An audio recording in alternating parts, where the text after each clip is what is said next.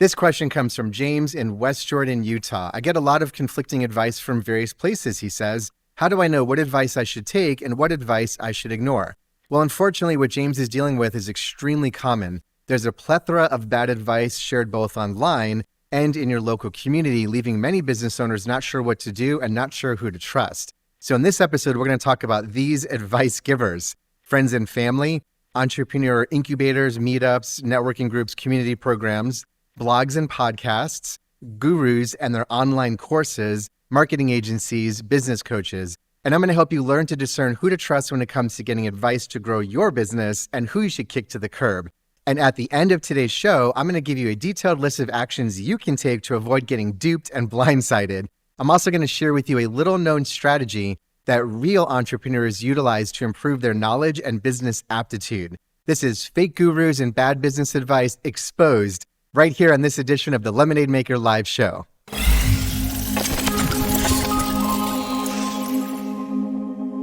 In my book, Lemonade Maker, I reveal 101 of the strategies I use to grow my own small business from a $30 startup to a $12 million national franchise. And I did that in less than 10 years without any startup capital, without funding or investors, and without taking on any debt. Ripped straight from my book, this is Lemonology strategy number 92, the flight of the entrepreneur. There are 4 stages an entrepreneur progresses through on their path to becoming an industry expert. Everyone starts out as an apprentice. This is where you're learning from other people. You probably work for someone else, and you're learning the rules of your industry. After some time working for someone else, you develop your own unique ideas and methods, and you want the chance to put those concepts to the test. So you break off on your own, you start your own business, where you pitch your arguments and ideas to the market to see how well they're going to be received. This is called the warrior phase. It's a battle where you're fighting your way through all the ups and downs of being a startup entrepreneur. But if your ideas work and you succeed, then you develop it in the next phase, which is king. As a king, you start to rule over your own kingdom, right? Your business becomes like its own little mini world. You have lots of customers and staff and managers helping you keep all that stuff under control. And your philosophies are now proven and you've won many battles, which means more people are interested in following your lead because your ways work. Results, right? That's a powerful thing. And so after a king reigns for some time, they tend to retire to the final stage, which is sage. This is where you have a tremendous amount of wisdom and experience, and you can guide the next generation of warriors and kings on their journey to success. And so the reason why I'm explaining this particular strategy as it pertains to fake gurus and bad business advice is because, unfortunately, it's extremely common for impatient and egotistical people to go from apprentice straight on over to sage. They don't want to be bothered with fighting battles, proving their theories, and doing all of the hard work of building something for themselves. Instead, they want to skip all that stuff and go right to the part where they get to be the sage and have people listen to them. Here is a direct quote from Lemonade Maker, my book. No one wants to deal with challenges, but there's something to be said for those who consistently survive adversity and thrive despite it. Something just seems missing from the leader who hasn't fought or won any battles. So here's a question for you. Are you going to follow the advice of a leader who has never won any battles? And that's exactly what's happening right now in the world of business and marketing advice. We have a bunch of apprentices, amateurs, who have never built anything for themselves, skipping all of the hard work, skipping the part where they have to actually prove their theories and themselves to be capable and effective, and they're going right to the part where they can get the recognition and attention of being a sage. Advice giver number 1, friends and family. Most people trust their parents, their spouse, close friends, and other family. And while those people may mean well with the advice that they're giving you, unless they have specifically built a profitable business, that advice is most likely going to steer you in the wrong direction. The standard benchmark for running a successful business is typically $1 million in annual revenue, but that's not the only accomplishment you should look for when getting advice. A little bit more on that later. Well, early on for me as an entrepreneur, I made the decision to be very cautious acting on advice given from anyone who had not at least achieved that $1 million annual revenue benchmark. You do not learn how to run a successful business in school, even business school. Even a program like an MBA is typically designed to teach someone how to manage an existing business or part of a business, not start one on their own from scratch. School teaches you how to follow the directions. Entrepreneurs create the directions. And because of that, you have to have a different mindset to become an accomplished entrepreneur. And the overwhelming majority of people offering business and marketing advice today do not have that mindset. Think of it like this. Would you get parenting advice from someone who's never had kids? Would you get parenting advice from someone who has kids, but they're still little and we're not really sure how they're going to turn out and it's not looking so good? Would you get parenting advice from someone who has kids who are grown, but they're all like a total disaster? Would you want to get parenting advice from someone who comes from a large, wealthy family? They have a lot of money and they have a lot of help. So for the most part, the kids are probably going to turn out okay because of all the money and all the support. Or do you want to learn about parenting from someone who did not have many advantages and still managed to build an amazing family with kids and even grandkids, all who turned out great? Well, no one in my family ever ran a successful business, like ever, like none of them. They never even ran any kind of business. And most of them were kind of broke too. But ironically, they all had lots of opinions about my business and my money that they wanted me to know about. And so I learned early on that listening to people who never built a successful business before did not make any sense. It also did not make any sense to get financial or money advice from people who were broke. And so if you come from a family of legitimately successful entrepreneurs, you're probably actually not watching this video in the first place because you're not looking for advice because you already have it in-house. It's been passed down to you from your parents or your grandparents. But if you're like the overwhelming majority of people who start their own business, you don't have family resources to point you in the right direction and provide guidance and support. And that's why you need to be really careful who you listen to, because bad advice, even if the intentions are good behind that advice, can really mess up your company. So when it comes to family and friends, listen to what they have to say, be polite, say thank you for telling me that, but then just ignore it and move on. Advice giver number 2, entrepreneur incubators, meetups, networking groups, community programs, all that kind of stuff. Most communities have all sorts of random programs trying to help entrepreneurs get started, and many networking groups offer some sort of business advice. And so it's really the same problem here. It's the blind leading the blind. You don't want to be getting business and marketing advice from people who have never built a real profitable company before. Even if some of the people giving advice were like high-level managers at big companies, or sometimes they might be local business leaders, regardless, none of that matters if they do not specifically have experience growing a real business. People who have not done that themselves are not going to be able to give you proper advice. Our Lemonade Maker members share with me all kinds of things that they've heard from these types of places, these entrepreneur help places. The advice is almost always the same. You get these random tidbits of advice that don't address the real problem, mostly because inexperienced advisors can't identify the real source of problems. And for most startup entrepreneurs, which is where our friend James, who submitted today's question, where he is right now is where most startup entrepreneurs are, and he has trouble with marketing. He's not sure how to get more customers and grow his business. It's like if you have a car that doesn't run and you're trying to get help to get it to run, and someone tells you, oh, well, you've got a couple of scratches on the door and there's some dents on the bumper and, one of your taillights is out. Meanwhile, your car does not have an engine. It's missing the engine, and that's why it's not going anywhere, because there's no engine. So going to these entrepreneur places to get help, and they're telling you things like, hey, fix your logo, or change this page or that page on your website, or do this for SEO, or you should go to this networking meeting or that meeting or this or that. But the real problem is that you don't have an engine. You don't have a functional marketing system in place, like a real system. You don't have a marketing strategy. You don't have any marketing assets. You don't have a sales process.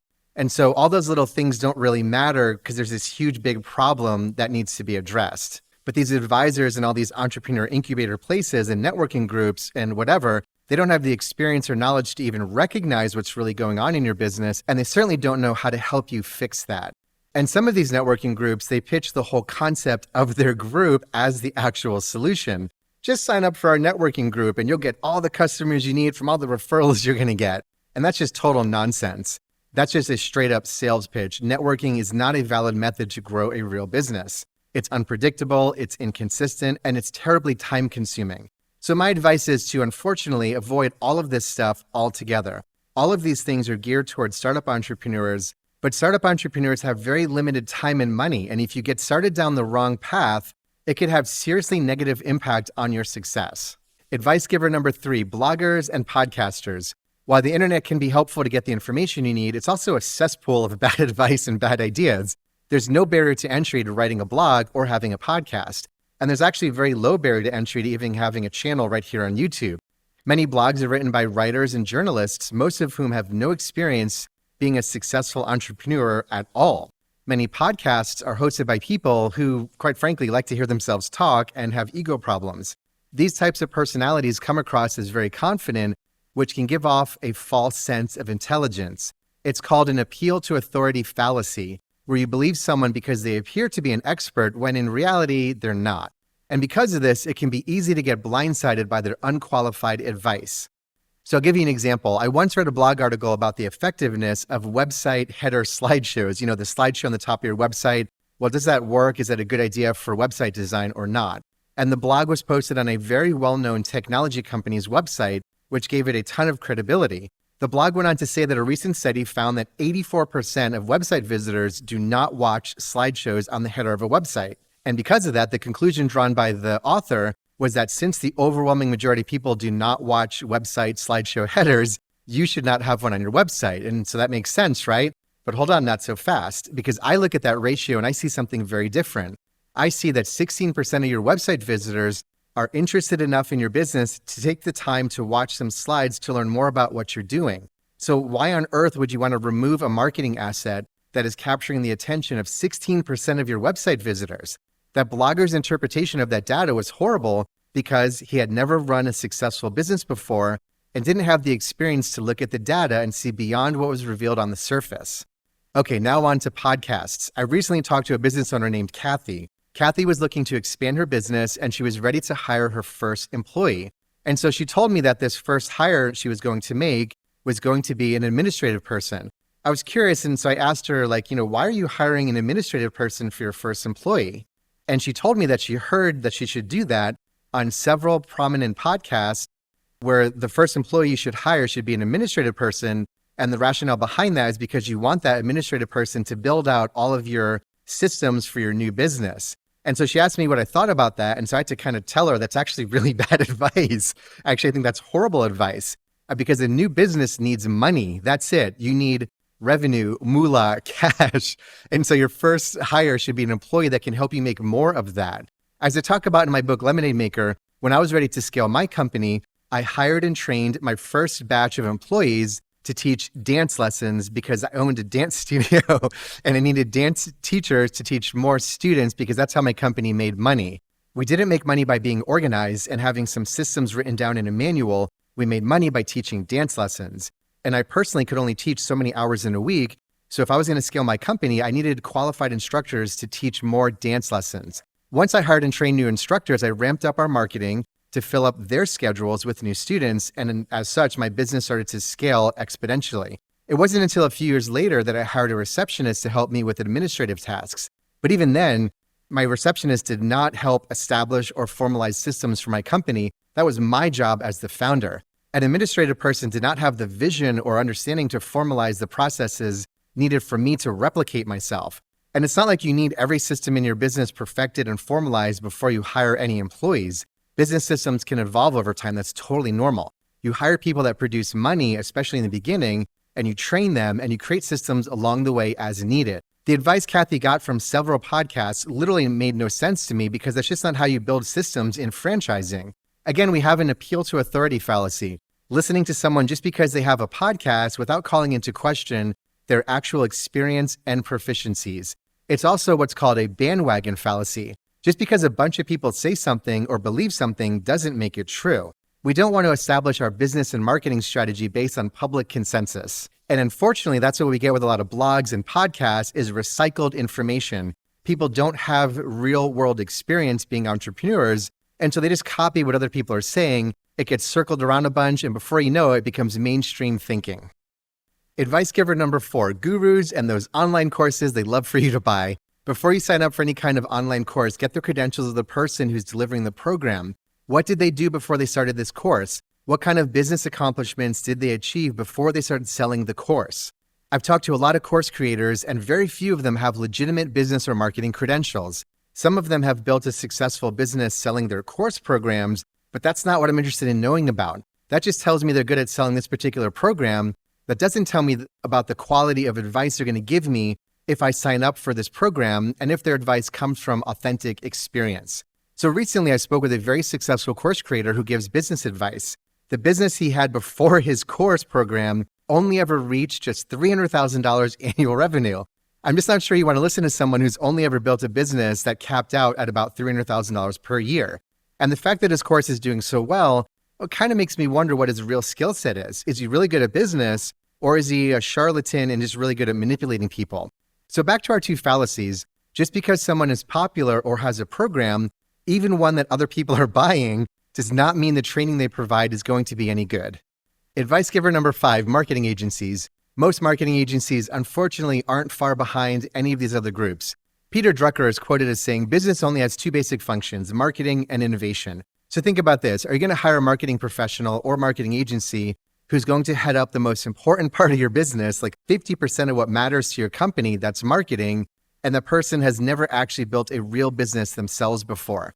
I talked to a gentleman just the other day named Troy, and Troy hired a graphic designer fresh out of college to build his company's website.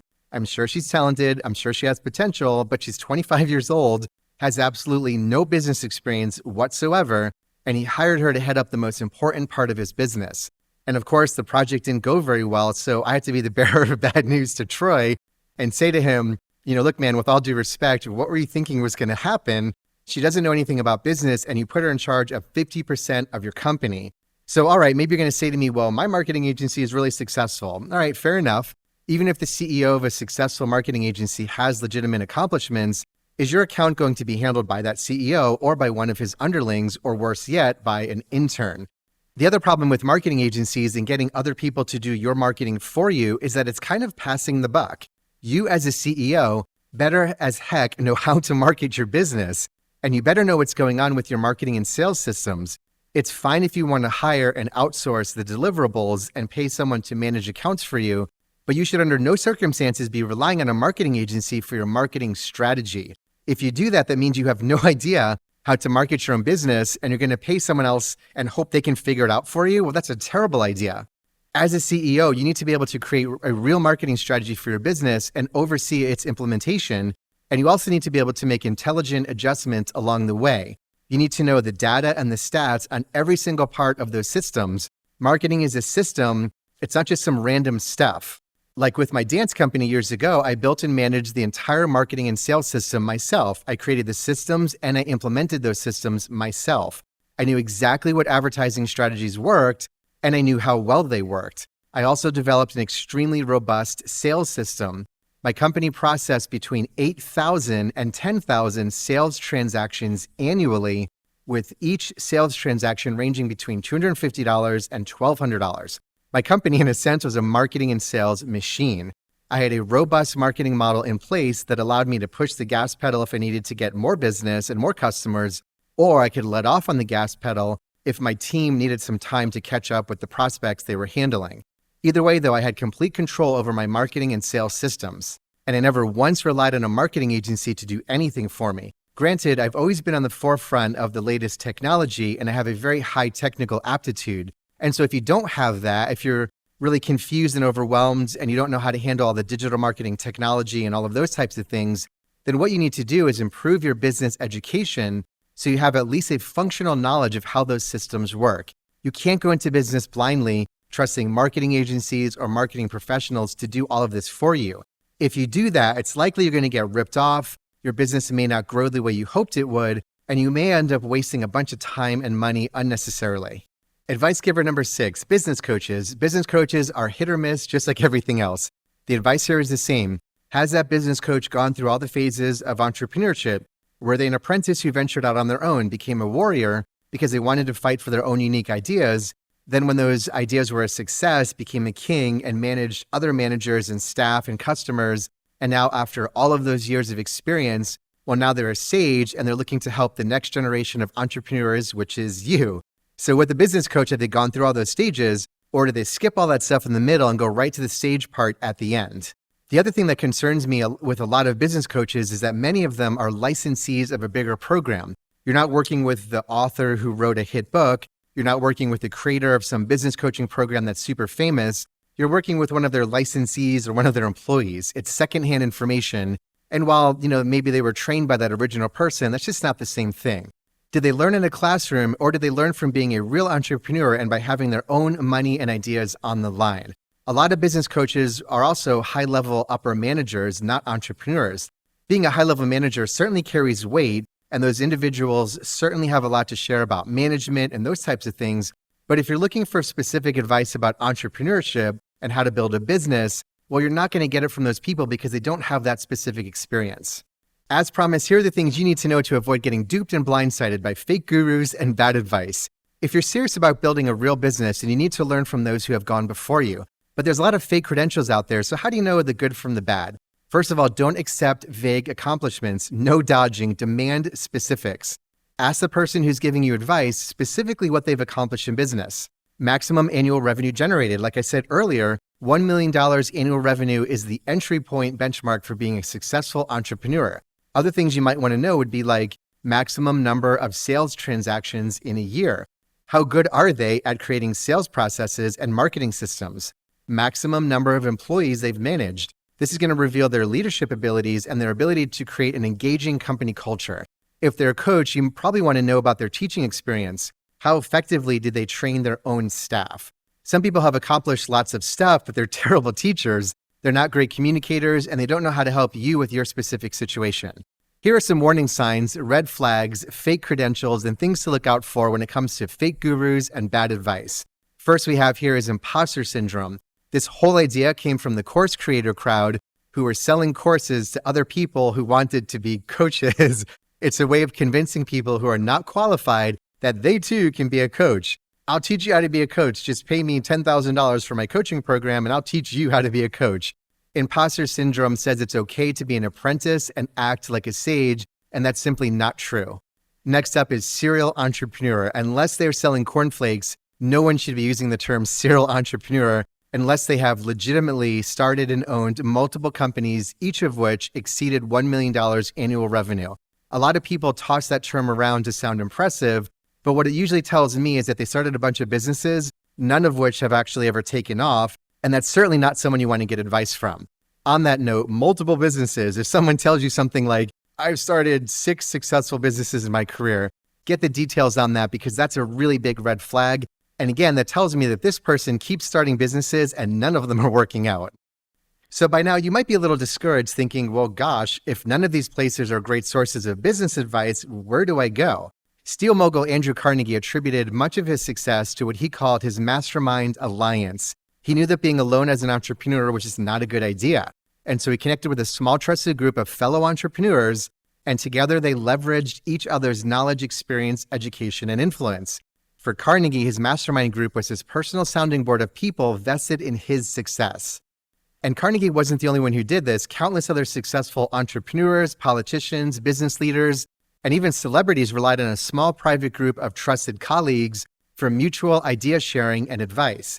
While that was a long time ago, the challenges we face as entrepreneurs today are very different, but the idea of needing a trusted group of allies to help you on your entrepreneurial journey is more important now than ever before. And it's for this reason I created the Lemonade Maker Inner Circle, the next generation entrepreneur mastermind. What drives success as a modern entrepreneur is the ability to not only overcome the most difficult challenges that are standing in our way, but to use those challenges as a springboard for remarkable innovation. These are the challenges that plague entrepreneurs today: marketing, lead generation, technology, differentiating from competitors, isolation, exhaustion, stagnant growth, low cash flow, management, and leadership. And dealing with these challenges on your own is a bad idea. Equally a bad idea is spending time with inexperienced fake gurus, wantrepreneurs, and opinionated people who give bad advice. Generic entry-level business advice simply is not going to cut it for you. But when you join my Lemonade Maker Inner Circle Mastermind, you're going to connect with smart, creative entrepreneurs just like you, and you're going to experience exponentially more powerful results for your business than you will by flying solo.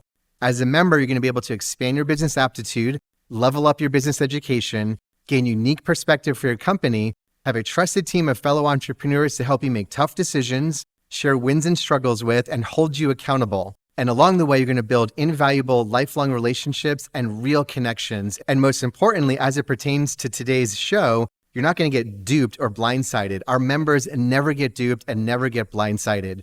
It's when you are alone, anxious, and insecure that you are most at risk to following bad advice. Thanks so much for hanging out with me today. My name is Thomas, and this has been the Lemonade Maker Live Show. If you had fun or learned anything new, do me a favor and hit that subscribe button, like, share, and comment. I want to hear from you. Tell us about your crazy bad advice, horror stories that you've survived. Hopefully you survived, and hopefully the bad advice that you got didn't mess up your business too much.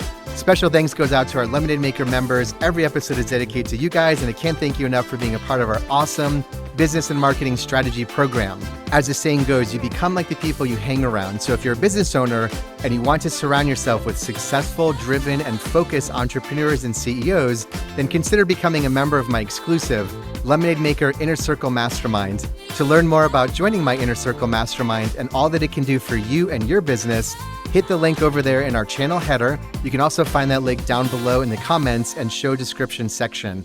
Also in that link, you can order a copy of my book, Lemonade Maker, The Entrepreneur's Guide to Overcoming the Impossible, featuring 101 of my best strategies for building a unique and profitable company. And if you have a business or marketing question that you would like answered right here on a future episode of the Lemonade Maker Live Show, then you guessed it, hit that same link that's over there in our channel header and down below in the comments section, and you'll see the place where you can send in your question.